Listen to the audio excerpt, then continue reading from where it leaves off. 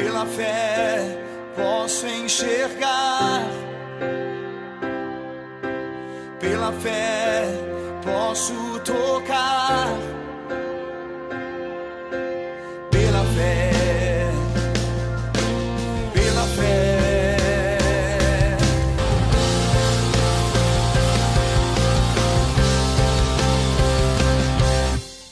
Muito bom dia, está começando mais um programa Restaurando Vidas. Que a paz do nosso Senhor seja liberada sobre a sua vida, sobre a sua casa e a sua família.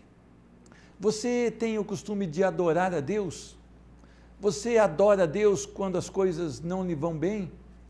Você adora a Deus quando tudo lhe vai bem? Todo momento é tempo de adorar a Deus. Nós conhecemos pela palavra um homem chamado Jó, um homem que perdeu todas as suas posses e os seus 10 filhos em um dia só, e diz a palavra que ele adorou o Senhor. Eu quero ler capítulo 1 de Jó, versículos 20 e 21. Ao ouvir isso, Jó levantou-se, rasgou o manto e rapou a cabeça. Então, prostrou-se o rosto em terra, em adoração, e disse: saí nu do ventre da minha mãe e nu partirei. O Senhor o deu e o Senhor o louvou. Louvado seja o nome do Senhor. O que nós precisamos aprender com Jó? Que todo tempo é tempo de louvar a Deus, que toda hora é hora de adorar a Deus. Muitas vezes, quando nós estamos enfermos, nós murmuramos, pedimos a cura, mas não adoramos a Deus. Será que Ele não é digno de adoração, mesmo na hora e no leito da enfermidade? Sim, digno de adoração. Tudo que formos fazer deve ser para adorar o nome do Senhor. Jó mostrou muito bem, porque não eram as suas finanças que estavam em primeiro lugar no seu coração, não eram também os seus 10 filhos que estavam em primeiro lugar no seu coração, mas era o nome do Senhor que estava em primeiro lugar no seu coração. Que a sua vida seja uma vida de adoração, que nós possamos aprender a adorar a Deus em toda e qualquer circunstância. Que Deus te abençoe nessa sexta-feira e que você possa experimentar e usufruir o melhor de Deus. Você que tem acompanhado o programa Restaurando Vidas, mas talvez tenha vontade de assistir novamente uma entrevista, uma palavra, você pode procurar no YouTube e você pode escrever Pedro Luiz Nogueira com Z e você vai procurar no YouTube e vai encontrar ali os programas. Ou também você pode digitar o nome do convidado, o nome completo do convidado, e vai aparecer e você pode reassistir o programa Restaurando Vidas. Nós vamos conversar agora com o Israel Franklin, que é um cabo do Corpo de Bombeiros de Poços de Caldas e um servo do Deus Altíssimo. Vamos passar a essa entrevista?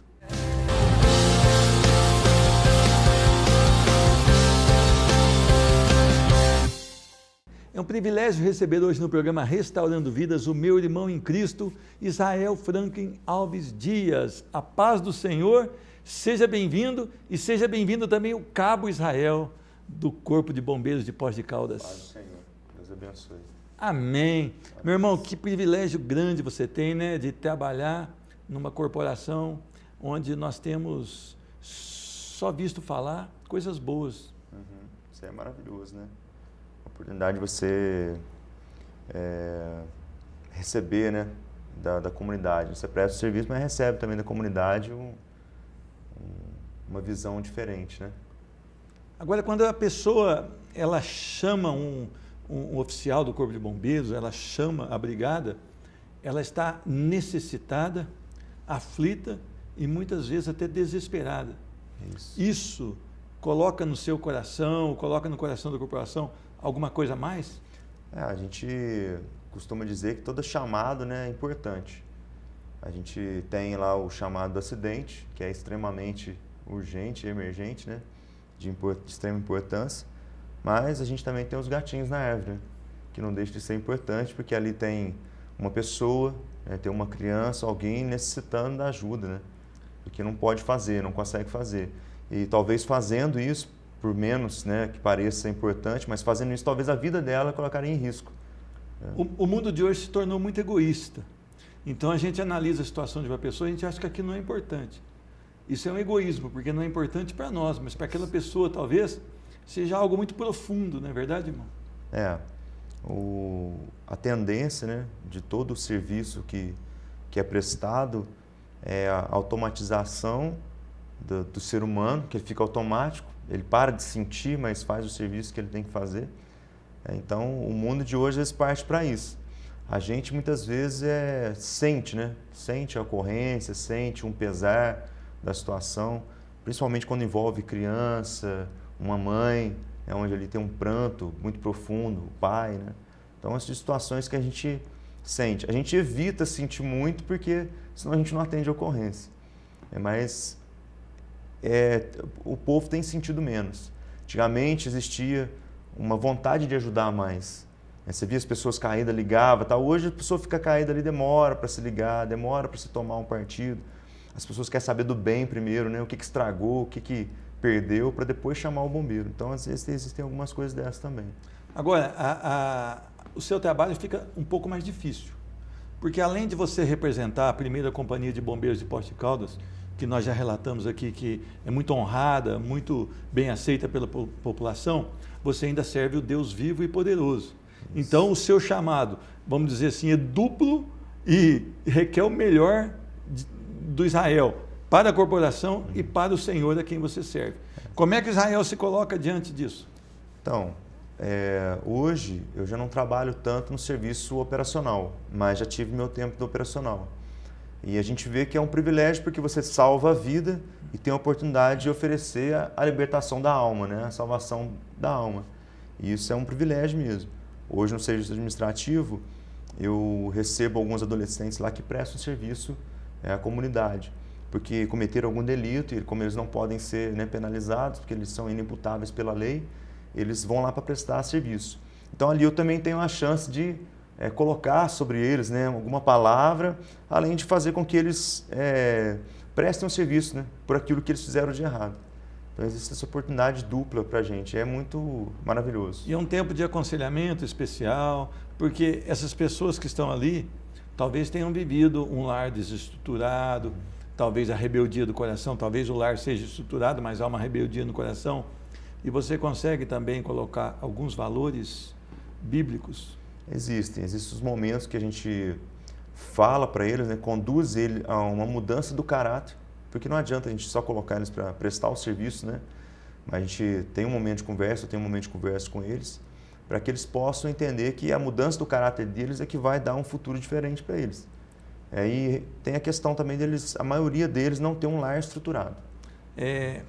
Hoje no Brasil se fala muito da corrupção nos poderes. Mas nós vemos, pela experiência que temos, pela convivência que temos, que esse problema não é só dos poderes, ele está generalizado. Isso torna mais difícil esse trabalho, Israel? Dificulta um pouco. O homem se corrompeu demais. O homem ele foi se corrompendo e tudo que o homem faz é corrupto, né? Então as pessoas já não sabem mais o que é certo e o que é errado. Então, elas começam a entender que o certo é o errado e o errado é o certo. E nisso dificulta um pouco, porque você fala de coisas, a pessoa acha que aquelas coisas elas não têm valor algum. Isso aí não vale nada, porque o mundo não foi elas assim. Estão tão ali sedadas e cauterizadas pelo pecado, pela visão do mundo que o mundo oferece, que elas não conseguem absorver e entender. É como a Bíblia diz, né? É o coração endurecido e a mente cauterizada. Agora, Israel, mesmo diante dessa circunstância que o país atravessa, você ainda enxerga esperança? Sempre existe esperança. Sempre existe. Enquanto houver pessoas que creiam, né, em Cristo Jesus e estão sendo transformadas por Ele, elas são geradoras de esperança no coração das outras. Elas são chamadas para isso, né, trazer esperança ao mundo. Então, a nossa responsabilidade é essa. Mesmo que o mundo não encontre esperança nele mesmo, nós fomos chamados para gerar esperança no mundo, para dizer que ainda há um caminho a seguir. Agora, hoje, quando você encontra com as pessoas ou quando você tem conhecimento da situação das pessoas, muitas delas se dizem: sou evangélico, eu sou cristão e eu creio em Deus, mas nós vemos que as atitudes delas não testificam esse crer em Deus. Por que você acha que tantas pessoas dizem ter Deus no coração e o testemunho ser tão ruim assim? Acho que chegou um momento do mundo todo, onde as pessoas elas adquiriram o nome das coisas, mas não adquiriram o que as coisas fazem, o que as coisas têm que fazer. Então você tem o nome de profissional, mas você não é tão profissional quanto aquilo pede. Mesma coisa vai acontecer dentro da igreja, né, dentro do evangelismo. Então você tem pessoas que se dizem evangélicas, mas elas nem sabem o que é evangelho. Você perguntar o que é o evangelho, elas não sabem dizer. Elas falam que creem em Cristo, mas você pergunta qual Cristo. E elas vão falar que é o Cristo do Natal, o Cristo da Páscoa, mas não sabem o Cristo verdadeiro a qual elas estão servindo. Então existe essa corrupção. Então foi corrompido todo o entendimento, e eu acho que o mundo padece de líderes, né, de caráter, que são firmes naquilo que fazem e naquilo que dizem. Que não só dizem, mas fazem, né, aquilo que dizem. Como é que nós podemos fazer para melhorar isso? Eu acho que cabe a cada líder, a cada discípulo de Jesus, que entendeu o seu chamado, que compreendeu aquilo que Cristo nos chamou para fazer, começar a fazer. Não só viver de palavras, né? Não só de hipocrisia, mas realmente fazer o que tem que ser feito. E tomar partido, não dobrar, né? Não ser, como a palavra diz lá, homens de ânimo dobre, né? Que se dobram às circunstâncias. Vacilante. Mas homens que mantêm o caráter firme. E é um tempo que o mundo está precisando disso. E o mundo está querendo isso. Às vezes eles não dizem isso, né? Ninguém declara isso, mas o mundo está precisando de pessoas... O mundo está precisando de referência. De referência, líderes de referência, que não se dobram. Como Estevão. Estevão foi apedrejado, mas glorificou o nome do Senhor e não se dobrou, né? Jovens como Estevão. Jovens como Homens Estevão. como Estevão. Agora, hoje você trabalha junto com os jovens na Igreja Batista do Kennedy. Qual é a principal dificuldade de um líder hoje? Eu acho que a principal dificuldade de um líder é criar referência. Você pode ser referência, mas você tem que atingir o coração deles para ser referência para eles, né? Porque toda referência que eles têm é diferente daquilo que você vai ser para eles, né? Eles estão acostumados a seguir a ostentação, estão acostumados a seguir o fluxo do mundo, de riqueza, de compra, de bens, de não querer fazer nada, de só curtir o momento, o tempo. Então, para você introduzir para ele palavras, para eles olharem para você, entender que essa liderança agora que você sugere para eles seguirem é forte, né? E tem que ser através da palavra de Deus, que é o que dá, o que transforma, é o que tem poder, né? E isso é difícil, porque você tem que tirar uma referência deles para se tornar referência para eles. Isso depende de tempo junto, de caminhada junto, e hoje o tempo, né, quase ninguém tem, ninguém quer dar tempo para os outros, ninguém quer dar tempo. Agora, a palavra de Deus diz que aquele que quer seguir o Senhor, ele tem que morrer para si mesmo, ele tem que deixar que os mortos sepultem os mortos. O que está acontecendo então com a liderança? A liderança não tem morrido. É uma liderança que permanece viva para o mundo. E quando ela permanece viva para o mundo, ela segue o que o mundo diz.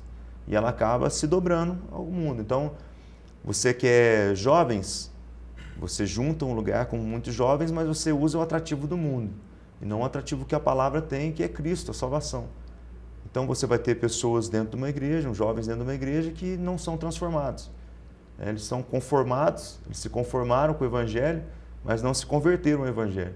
Eles continuam fazendo as mesmas coisas e acham que vão ser salvos porque frequentam algum lugar. Agora, a liderança também tem errado muito, porque eu vejo igrejas dizendo que vão atrair jovens com nomes de programações totalmente mundanos, com apagar as luzes dentro de um culto para jovens, sabendo que os jovens são cheios de hormônios, um negócio complicadíssimo. E essas igrejas estão cheias de jovens. Mas será que há transformação ali? Será que é o poder de Deus? É duvidoso, porque Jesus manda julgar a árvore pelos frutos. Então, quando a gente olha para a árvore, a gente não vê esses frutos, né? Se tantos jovens assim estivessem cheios do Espírito Santo, o mundo teria sido transformado. Porque 1 ou 2 homens conseguiram passar o Evangelho para quase um continente todo. Então, se realmente esses jovens, 100, 30, 300, 3.000 jovens, não importa quanto seja, estivessem cheios do Espírito Santo, assim como as programações dizem que eles vão estar, né, depois da programação, o mundo estaria transformado. O mundo teria mais amor, teria mais jovens ajudando mais jovens e mais jovens sendo levados a Cristo. E não é isso que acontece. Agora, O que liberta é a palavra.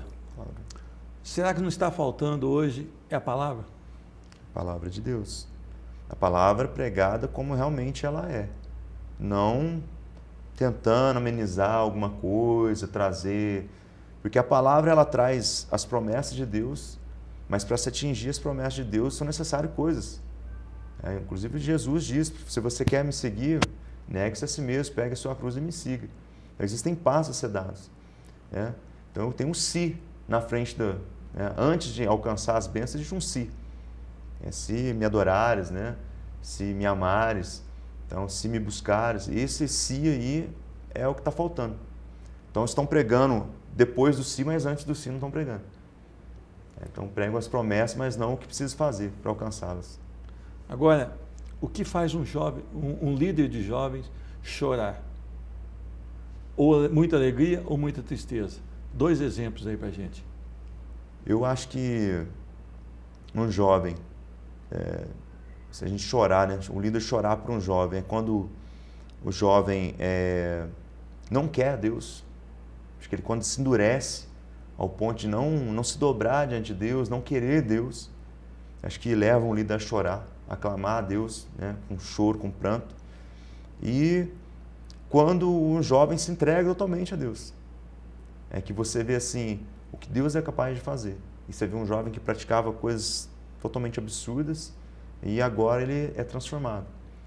Para aquela mãe que está assistindo o programa Restaurando Vidas, para aquele pai que está assistindo e talvez esteja preocupado com o seu filho, quais características você acha que existem num jovem realmente convertido? Como é que ele chega na casa dele? Ele vai ter mais paciência, ele vai ter mais paciência, ele vai ser por mais agitado que ele seja, ele vai ser um garoto obediente, um rapaz obediente, um jovem obediente. Ele vai ter os seus momentos de pedir perdão por coisas que ele já cometeu, ou mesmo que ele tenha um deslize, um vacilo, pelo pecado, nós somos pecadores, mesmo que ele vacile, pouco tempo depois ele vai voltar e vai pedir perdão. Isso são sinais de transformação. O homem arrependido, ele sempre volta atrás e tenta corrigir Hoje as pessoas acham que um jovem que realmente se tornou cristão é que usa uma pulseirinha, ou usa uma camisetinha, ou dá pulo ali, ou fala que vai para a massa, que vai para a evangelização. E nem sempre, talvez ele esteja só no movimento, Mas o coração dele não esteja entendendo ainda o que é o Evangelho da Cruz. Pode acontecer. Eu acho que o fator principal que a palavra de Deus nos ensina para identificar o homem transformado é o fruto do Espírito Santo, que é o amor. E o amor é acompanhado de muitas coisas: paz, paciência, domínio próprio, mansidão. Então, essas coisas é que vão dizer se o jovem ele é convertido ou não. Não é o corte de cabelo, não é a roupa mudada, não é uma vestimenta que diz eu sou de Jesus, ou eu sou mais de Jesus, eu amo Jesus. Não vai ser isso. É o amor que ele vai demonstrar dentro da casa dele, é o amor que ele vai demonstrar fora da casa dele, porque tem muitos jovens andando com camisetas dessas, que estão vendo pessoas caídas no chão e não fazem nada. Nem ali para acudir e ver o que está acontecendo. E continua na pornografia, muitas vezes, continua na fornicação, Vive uma vida dupla. Agora, qual o conselho que você deixa para a mãe? Mãe, pai, você que tem um filho que está dando problema, que você não está conseguindo, qual que é o conselho que você deixa? Se chegou o ponto, da mãe e o pai não conseguir ser referência para o filho, procurar um líder de referência, que ame a Deus, que tema a Deus, que seja um discípulo de Jesus, que busque a palavra. E os pais começaram a fazer isso, buscar a palavra de Deus, orar, clamar pelo Senhor, misericórdia. E amar, ame o teu filho. Ame o teu filho, todos os dias ame o teu filho, porque o mundo carece de amor. Amém. Queria te agradecer pelo carinho de ter vindo aqui. Queria também prestar uma homenagem ao seu comandante que permitiu que você viesse aqui com a sua farda. O nome do nosso amigo comandante? O comandante hoje da Companhia Independente é o Major Edilei Viana da Silva. Então, Major Edilei Viana da Silva, que Deus te abençoe. Muito obrigado pelo carinho, por atender o nosso pedido, que nós temos muita alegria, de ver essa farda do Corpo de Bombeiros de Poços de Caldas, porque sabemos que ali há uma direção firme e uma proposta firme, que é de socorrer a população. Muito obrigado, Israel. Muito obrigado a Agradeço. todos vocês. E o programa Restaurando Vidas volta já já.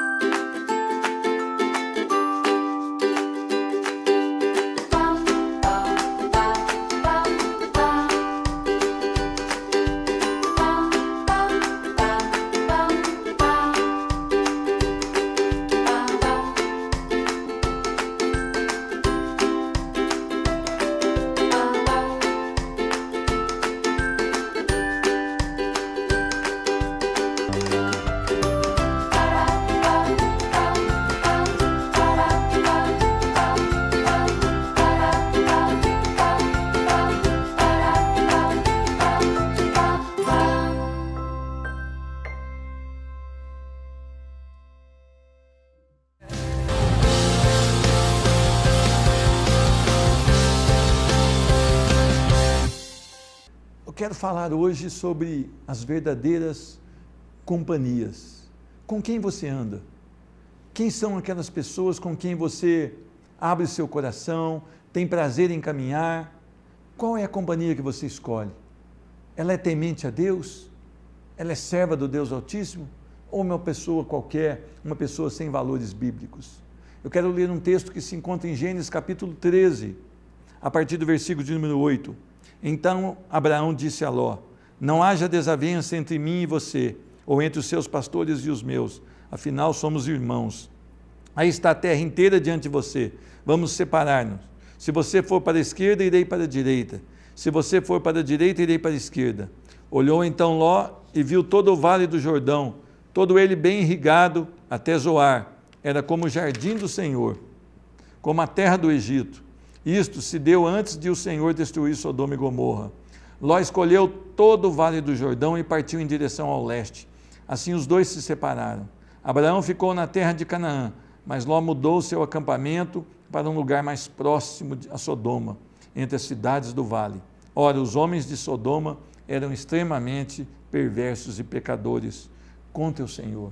Amém? Vamos orar. Senhor Deus, muito obrigado pelo privilégio de podermos compartilhar da palavra de Deus. Abençoa essa pessoa que assiste o programa Restaurando Vidas, para que ela possa ser tocada pela verdade que é a tua palavra, Senhor Deus.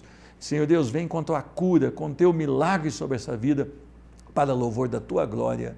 Em nome de Jesus é que eu oro. Amém. Quem são suas amizades?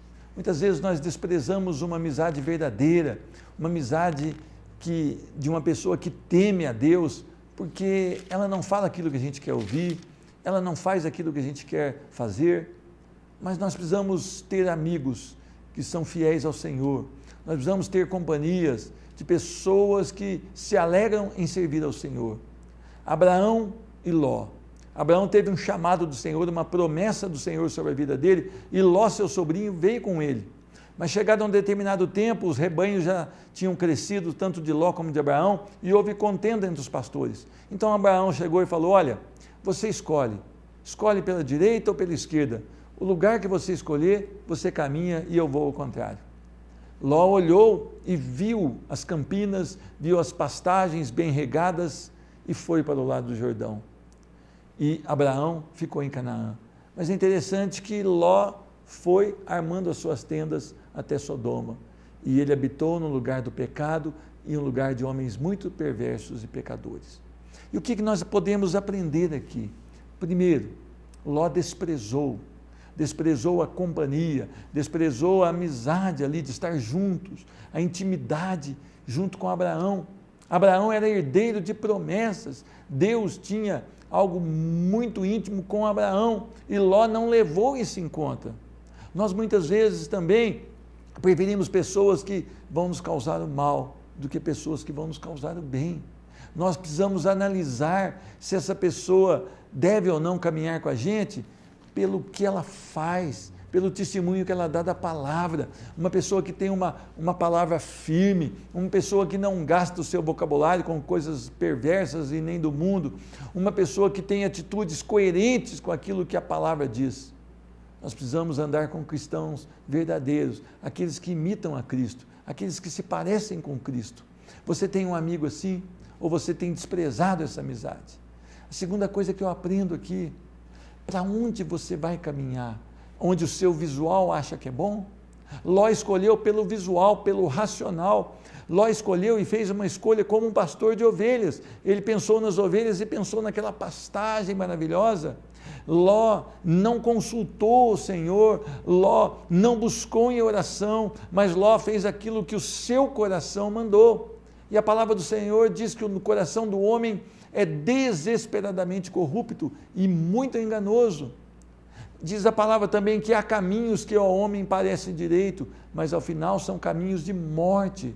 Então os nossos olhos, eles são movidos pelo coração, e o nosso coração é enganoso. Nós não podemos fazer escolhas pelas nossas emoções.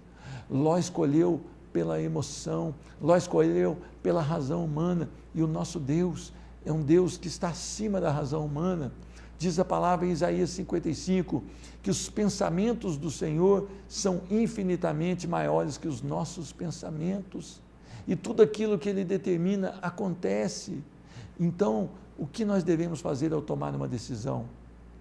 Colocar a sensibilidade do nosso coração, ou colocar o nosso joelho no chão e clamar: Senhor, me orienta, hoje eu preciso tomar uma decisão, e essa decisão tem que te agradar, Senhor Deus. O lugar que eu quero ir é o centro da tua vontade, Senhor Deus. Não me deixa sair do centro da tua vontade. Se você quer vencer na sua vida, se você quer ter uma vida proveitosa, uma vida de adorador, você precisa fazer isso, escolher com os joelhos prostrados ao chão, cabeça no pó, e pedir: Senhor, dá-me a decisão certa.